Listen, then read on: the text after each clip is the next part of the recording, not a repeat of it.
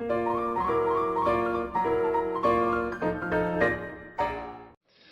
so you're going to talk about racism, I'm guessing. Yeah, it's a bit heavier than the other talks before, so I'll try to crack a few jokes. They might not work, but we'll see. You can put your 3D glasses on if you want as well. We'll see. All right. There you go, I think you're doing good. Okay, so I'm going to talk about racism, post-racism, and new racism today. You might not be familiar with the terms post-racism and new racism yet, or neo-racism yet, as I like to call it, but you will be hopefully by the end of this presentation. I'm Aurélien Mondon from the Police Department. So what's all this about today? This is about my current research project, something that started a few years ago, that's evolved, and that's now turned into a grant application with the ESRC. The title of the grant application is The Mainstreaming of Racism in something, something. This is to explain the return of racism to the forefront of mainstream political discourse, and through this in-depth research to support the development of anti-racist strategies and policies and the return of a more inclusive vision of our societies. This is the ESRC spiel. It's boring. It's actually much more interesting. But you will tell me racism is a thing of the past. Racism is something like this, something we don't see anymore. Yes, these ads happened and they were popular. Yes, this happened, anti-Semitism. We all know about it, but it's gone. Come on, like today, we live in a much better society. Racism is in the past. After World War II, we all raised our voices and said, never again. Racism is terrible. We will never have racism ever again. Of course, that's not true. Also, the death of Nelson Mandela, apartheid that went on, the White Australia policy until 1972. But still, it's dead. Nowadays, when you think about racism, you think about something limited to the margins, like neo-Nazis in Mongolia.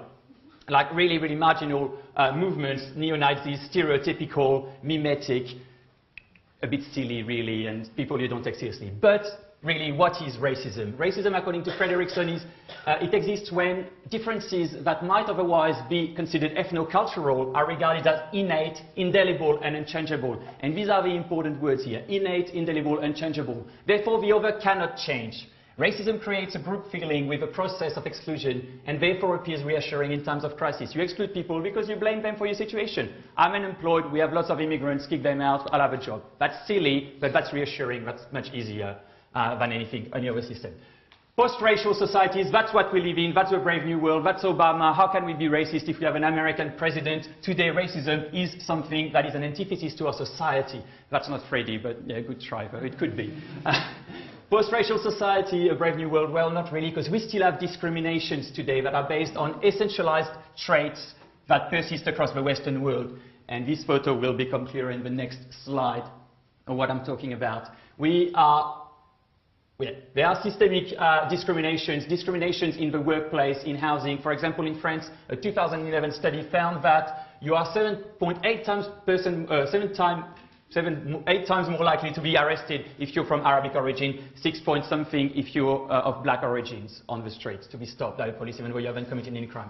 So there's a return of neo-racism, I argue, in my research. 70s, 80s, a think tank created that, or think tanks created that. It's no longer based on a question of inferiority or superiority, but a question of culture. It's against multicultural elites, immigrants, invaders, and colonizers. It's a role reversal.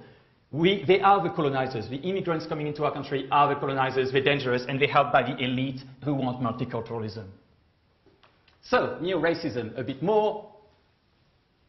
I don't know why I put the things. It should have come up, like I'm wasting time here. Definitions that does not rely on biological heredity, but on the irreducibility of cultural differences. It's not the other who is to blame, but rather their impact on our society. So we don't blame them. It's not their fault. They're not inferior. And why am I wasting so much time? But it's their impact. So definition, same essentializing tenets as racism, but one main advantage: it allows for the transformation of traditional forms of racism into new forms of exclusion, which are not less likely to lead to prosecution or exclusion of the political debate. For example, Islam as the enemy of a country, of a civilization, and so on, and Muslims as its soldiers. So Islam is the enemy, Muslims are its soldiers. They're not inferior, superior to us, but they're different. They can't adapt to our culture. Here is a more precise example. In France in 2012, Mohamed Merah killed 7 people in 3 attacks, terrorist attacks. He was argued widely in the media by commentators and politicians to be the tip of the iceberg. While Anders Breivik in Norway was a madman, Merah was not a madman, he was a terrorist, someone who had planned these attacks. In the midst of a presidential campaign, Marine Le Pen from the Front National said, Merah's actions are not the results of a madman's actions, but the start of green fascism.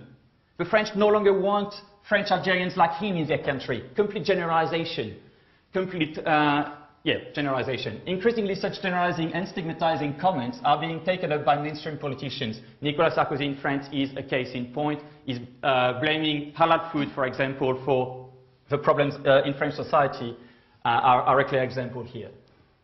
So my new project will study whether there is a deeper and less obvious trend within the elite discourse. Is neo-racism becoming common sense again? So what I'm going to study is whether politicians are actually using neo-racism nowadays to gain votes. Thank you.